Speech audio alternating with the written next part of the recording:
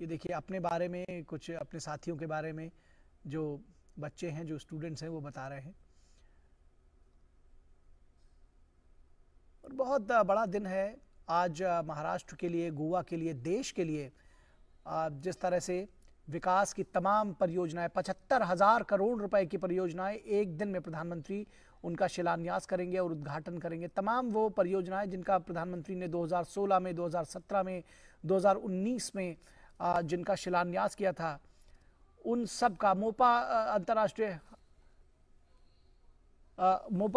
हवाई अड्डे की जब बात करें तो वो उसका शिलान्यास प्रधानमंत्री ने 2016 में किया था और ये कहा जा रहा था कि यात्री सुविधाओं में ज़बरदस्त इजाफा होगा उससे। वो भी बनकर तैयार है। आज शाम प्रधानमंत्री आज दोपहर के बाद उसका भी उद्घाटन करेंगे।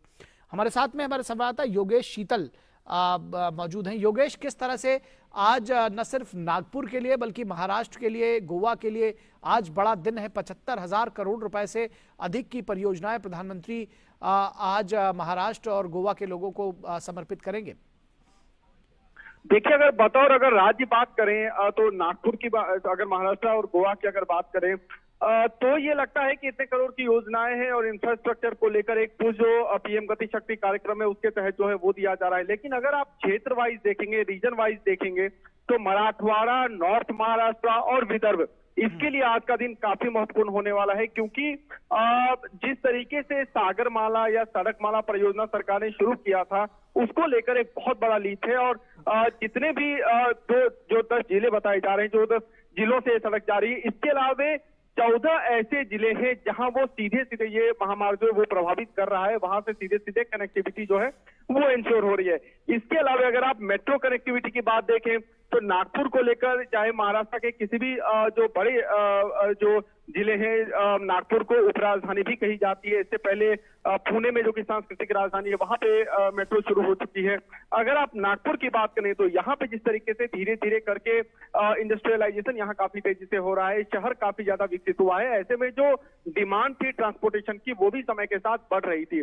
उसको कैटर करने के लिए जो है ये सब मेट्रो की जो फैसिलिटीज है, इसके अलावा ऑल्टरनेट मीडियम जो है, चाहे बैटरी ऑपरेटेड या सस्टेनेबल एनर्जी को लेकर जो पूरे सरकार का क्लाइमेट चेंज को पॉइंट में रखते हुए उन सब चीजों को मिला के मोबिलिटी सर्विसेज जो है उसको पुश दिया गया है। तो अगर आप देखें मेट्रो को लेकर तो आज का जो कार्यक्रम है, जो खापरी जहां पे भी प्रधानमंत्री थोड़ी देर में पहुंचने वाले हैं, यहाँ से 2 लाइन जो मेट्रो की है उसको यहाँ से वो हरी झंडी दिखाएंगे। एक ऑरेंज लाइन है और एक एक्वा लाइन है। तो इसके अलावा पीएम अभी इस वक्त जो मेट्रो में ट्रेवल भी कर रहे हैं और जो छात्राएं उनसे बात कर रहे हैं। ओवरऑल जैसा कि आपने सही कहा, करीब 75 करोड़ की योजना है, 75,500 करोड़ की योजना है, जिसको लेकर आज समर्पित किया जा रहा है महाराष्ट्र और गोवा के लोगों को। इस मेट्रो लाइन का जो डेवलपमेंट है, जो मेट्रो का पहला फेज है, उसके बारे में भी जानकारी दें, कितना महत्वपूर्ण रहा है और उसके साथ ही साथ कितने लोगों को ये केटर करेगा, और जो दूसरा जो फेज है मेट्रो का उसके बारे में जानकारी दें जिसका आज प्रधानमंत्री शिलान्यास करेंगे।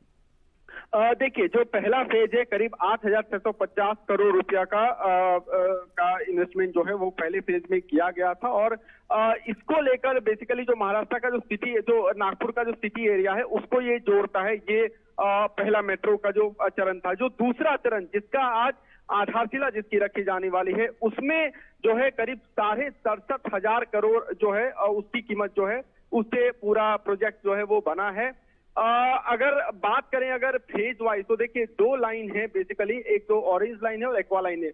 ये लाइन है जिसपे ट्रांसपोर्टेशन होगा।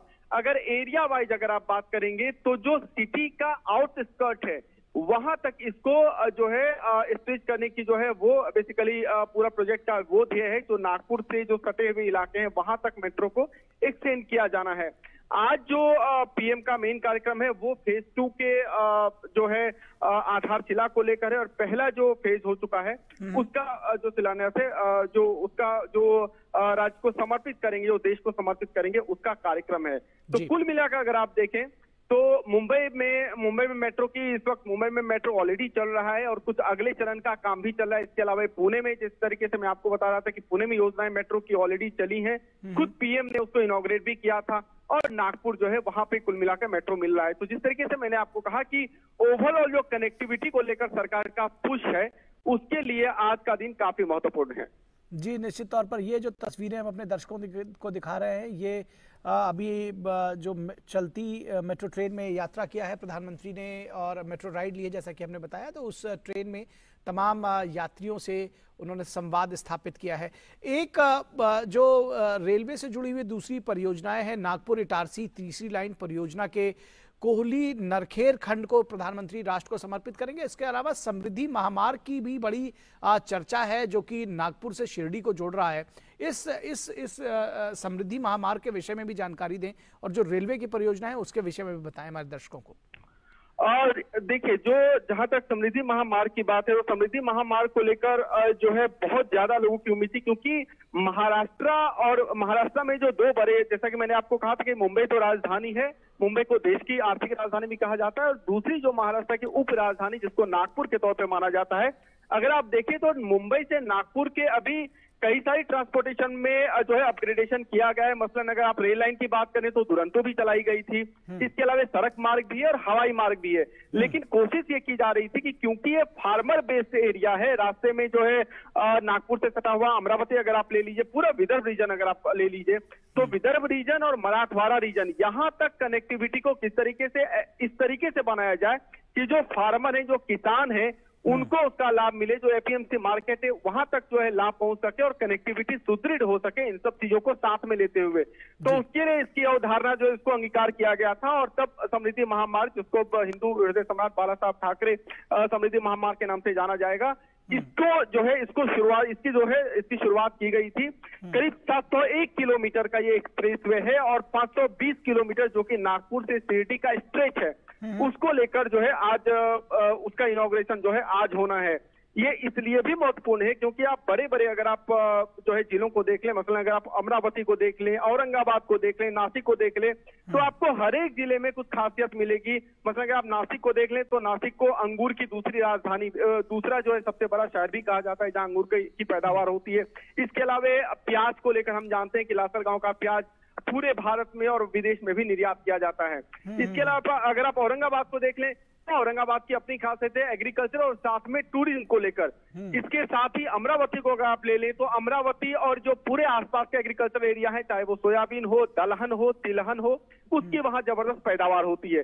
तो इन सब जो ये कुल 10 जिलों में, ये 3 जिलों का मैंने आपको नाम बताया, इसके अलावा अगर आप 14 जिले जो अलग अलग हैं, तो जैसे विदर्भ और मराठवाड़ा, नॉर्थ महाराष्ट्र के, इन सारे जो एग्रीकल्चरल बेल्ट है कुल मिलाकर, इसको सीधे सीधे कनेक्टिविटी जो है वो मुंबई से हो पाएगी। और कहा जा रहा है कि 8 घंटे में मुंबई से नागपुर की कनेक्टिविटी होगी, जो कि फिलहाल करीब 14 से 15 घंटा आपको लग जाता है ट्रेवलिंग में। तो कुल मिलाकर अगर आप देखें तो 7 से 8 घंटे की सीधे बचत जो है इस हाईवे पे होगी। इसके अलावा चूंकि जवाहरलाल नेहरू ट्रस्ट की अगर आप बात कर लीजिए, जवाहरलाल नेहरू पोर्ट ट्रस्ट है, टूरिस्ट लोकेशन जैसे अंजना एलोरा केव ले लीजिए, शिरडी ले लीजिए, वेरूल है, लोनार, ये सब जो एरिया है, यहां तक भी कनेक्टिविटी जो है होगी। तो कुल मिलाकर इसको एक गेम चेंजर की तरह माना जा रहा है। जो देवेंद्र फडणवीस जो कि यहाँ के उप मुख्यमंत्री हैं, उन्होंने भी कहा है कि ये जो महामार्ग है ये एक तरीके का गेम चेंजर होगा। ट्रांसपोर्टेशन के बारे में अगर आप बात करें तो महाराष्ट्र का, अगर आप ओवरऑल ट्रांसपोर्टेशन के बारे में बात करें, दूसरी बात जहां तक मेट्रो की आपने कही,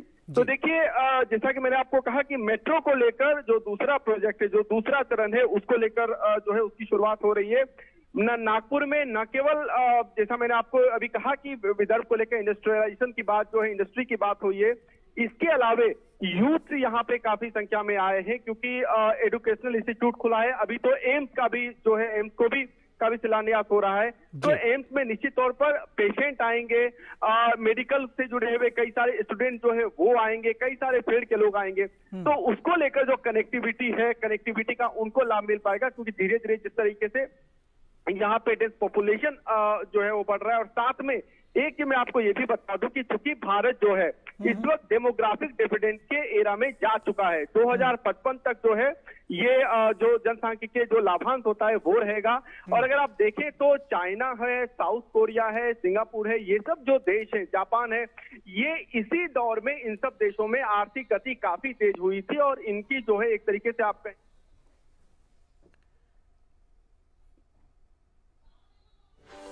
नागपुर मेट्रो रेल के फेज 1 का लोकार्पण करते हुए प्रधानमंत्री, ये सीधी तस्वीरें आप देख रहे हैं। प्रधानमंत्री ने काशी नागपुर मेट्रो रेल संगमम यह एक फेज 1 का लोकार्पण ऐतिहासिक किया। कार्यक्रम है।